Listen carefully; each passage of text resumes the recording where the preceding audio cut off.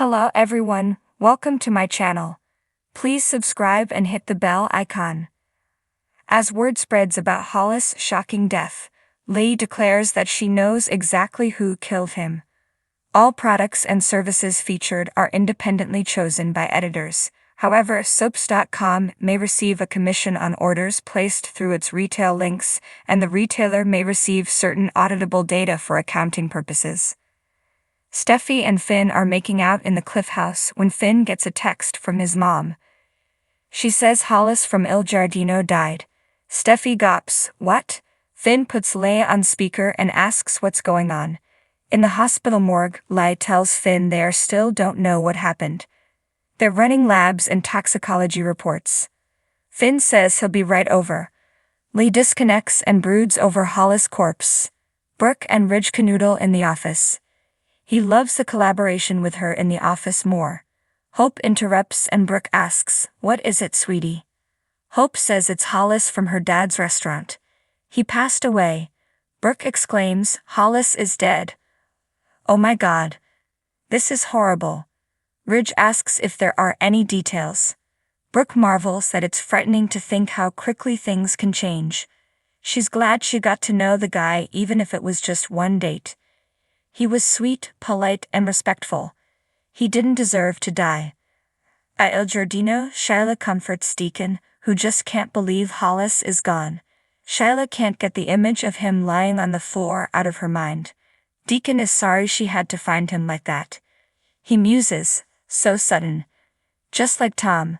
Now they're both gone." Deacon grimaces that he trusted that guy with his life. He can't imagine running the place without him. He was the hardest working, most loyal employee. He's suddenly gone. What the hell happened? Bill and Poppy kiss on his living room sofa. She recaps that she and Luna are still getting settled in and assures him this is the happiest she's ever been. Bill thinks she's been preoccupied lately. "You would tell me if there was something going on, wouldn't you?" Poppy is sorry, she didn't realize she was coming across that way. Bill hopes she's not having doubts about them. They're a family and he'll always take care of her and Luna. Just then, Luna walks into the room and tells them her friend Hollis is gone. "I'm never going to see him again." At the Cliff House, Steffi tells Finn, this is heartbreaking about Hollis. She wonders about foul play and notes it happened at Il Giardino. It's rare for a young guy to die so suddenly. Finn will get back to her if he hears any new information. At Il Giardino, Deacon puzzles over Hollis being just fine and then just keeling over. Did he miss something? Shayla assures none of this was his fault. Deacon says Hollis wasn't a partier, he ate clean and worked out all the time. He wasn't aware of any health issues. Did you notice anything off about him? Shayla says no, it's just a mystery. Deacon laments that 2 of his employees have died and he has no idea what happened. In the morgue, Finn and Lag go over how this job isn't fun when you know the person. Finn states that this is an extraordinary case. Lag agrees. It's shocking. She says, "Goodbye, Hollis, I'm sorry for what happened to you," and covers his face with the sheet. At Bill's place, he comforts Luna, who wails that Hollis had his whole life ahead of him. Poppy tells her that she and her dad are there for her. Bill thinks they should stay away from Il Giardino for a while. They're having a hell of a run of bad luck. At Forrester, Hope goes over Hollis being a big part of her father's life. He grounded her dad, was a good friend and part of his accomplishments. Ridge wants to discuss the giant elephant in the room. 2 people died at your dad's restaurant in just a few weeks. Just then, Steffi walks in. She asks if they're talking about Hollis. Something is up. First that guy dies and now Hollis. At Il Giardino. There's no way this is a coincidence. At the restaurant, Deacon muses, this doesn't make any sense. First Tom and now Hollis. I wonder who's next. At Bill's place, Poppy updates Luna that her Aunt Lee is performing an autopsy on Hollis. This distresses Luna. Bill tells her to let her feelings out but to also keep perspective. They can honor them by being grateful for what they have. Poppy agrees, it's important that they count their blessings. Our greatest blessing is you, Bill. Adore you. She loves watching him embrace being Luna's father. Him welcoming him into his home is a dream come true. Bill hugs her, but Poppy pulls back. She has to go. There's somewhere she has to be. At the hospital, Finn and Leigh still haven't discovered an obvious cause of death. They'll have to wait on toxicology. Lee's phone keeps going off and she snarks that it's Jack. Before they can get into that, a lab tech brings the initial toxicology report. Leigh reads it and her eyes widen as Finn asks, "What does it say?" The morning sun crept over the horizon, casting a golden hue on the glamorous hills of Los Angeles. In a city where secrets are currency and betrayal is a daily occurrence, the latest scandal to hit the Forrester Creations family was a bombshell. Hollis, the charming and enigmatic new face in the Forrester empire, was found dead. The shocking news spread like wildfire, leaving everyone reeling. Steffi Forrester stood in her luxurious living room, staring blankly at her phone. She could hardly believe the message she had just read. "Hollis is dead," it said simply, but the weight of those words was immense. Memories of their recent collaboration and his vibrant presence flashed through her mind. Who could have done this, and why? Across town, at the Forrester mansion, the atmosphere was thick with tension. Ridge Forrester paced the room, his face etched with concern. Brooke Logan, sitting on the edge of the sofa, looked up at him with wide eyes.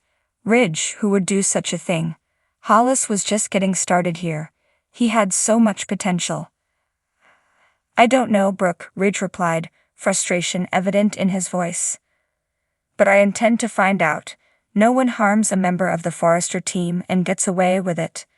As the day progressed, the Forrester offices buzzed with speculation and fear. Whispers filled the corridors, each person sharing their theories and suspicions. The once vibrant and creative space now felt overshadowed by the dark cloud of Hollis' death. Meanwhile, Dr. Lee Finnegan was at the hospital, busy with her duties when the news reached her.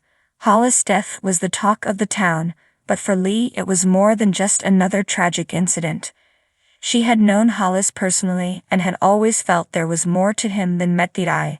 His sudden death triggered her instincts, and she was determined to uncover the truth. Later that evening, Lee arrived at the Forrester mansion, her expression resolute. Ridge and Brooke were surprised to see her, but welcomed her in. "Lee, what brings you here?" Ridge asked, trying to mask his anxiety. "I came because I know exactly who killed Hollis," Lee declared, her voice steady and unwavering. Brooke's eyes widened in shock. "You know? How could you possibly know?" Lee took a deep breath. "I've been doing some investigating of my own. Hollis came to me a few weeks ago, seeking medical advice. He was concerned about his health, but more importantly, he confided in me about his fear. He was being threatened." Ridge's brow furrowed. "Threatened? By whom?" "By someone very close to this family," Lee said, her eyes locking onto Ridge's. "Thomas." There was a stunned silence as the weight of Lee's accusations settled in. Ridge shook his head in disbelief. "Thomas, my son? That's impossible, Lee. He would never." "I wish I were wrong, Ridge," Lee interrupted gently. But Hollis mentioned specific incidents where Thomas had confronted him, warning him to stay away from the family business. Hollis was starting to uncover some of Thomas' secrets, and I believe that cost him his life. Brooke's hand flew to her mouth, her mind racing. "Thomas has been through so much, but murder? This is unthinkable." "I'd understand your disbelief," Lee said softly, "but the evidence is there. Hollis kept a journal, detailing everything. I have it with me." She pulled out a small leather-bound notebook and handed it to Ridge. He hesitated before taking it, his hands trembling slightly. Flipping through the pages, he read Hollis' meticulous entries, each one painting a picture of increasing fear and paranoia. "I don't know what to say," Ridge whispered, his voice choked with emotion. "Thomas, my son." Brooke reached out to comfort him, her own eyes filling with tears. "We need to get to the bottom of this, Ridge, for Hollis' sake, and for our families." At that moment, the front door opened and Thomas walked in, unaware of the storm he was walking into. Hey, what's going on? He asked, sensing the tension in the room. Ridge turned to him, the journal still in his hand. Thomas, we need to talk. Right now. Thomas' face paled as he saw the serious expressions on everyone's faces. What is it? What's happened? Hollis is dead, Ridge said bluntly.